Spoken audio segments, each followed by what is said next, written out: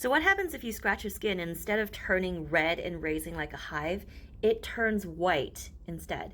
I'm assuming this is what this commenter is talking about when they scratch their skin very lightly and the skin turns white instead of the classic red welt in dermatographism. This is actually called white dermatographism. It is a thing, and it's one of the false dermatographisms, along with yellow and black dermatographism as well. I've never seen yellow or black dermatographism, so that's beyond me. I know they're caused by bile deposits for yellow dermatographism, and usually with black dermatographism, it's some sort of metal-related thing.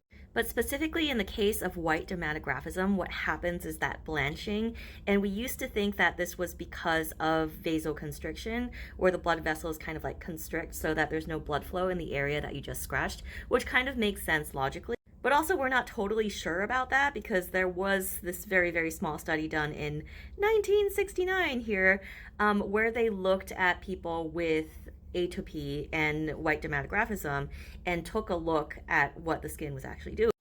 And what they found was that the delayed blanch is not due to vasoconstriction, but maybe more due to accumulation of edema fluid, which would make it more of an allergic reaction as well.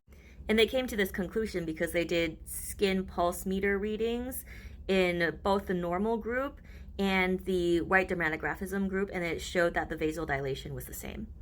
And what we do know is that white dermatographism is very common in people who have atopy.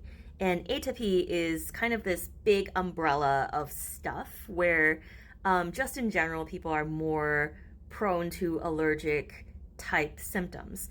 With atopy, we very often think about the atopic triad. I know there's a lot of triads going on in medicine, but the atopic triad is asthma, eczema, and food allergies. So there's a lot of talk about how people with white dermatographism, this can be actually a sign that there's something going on in the body that has to do with atopy. So if I see this clinically, I'm more going to think that this is related to an atopic condition rather than something like mast cell activation syndrome or histamine intolerance, because the reaction by the body is somewhat different.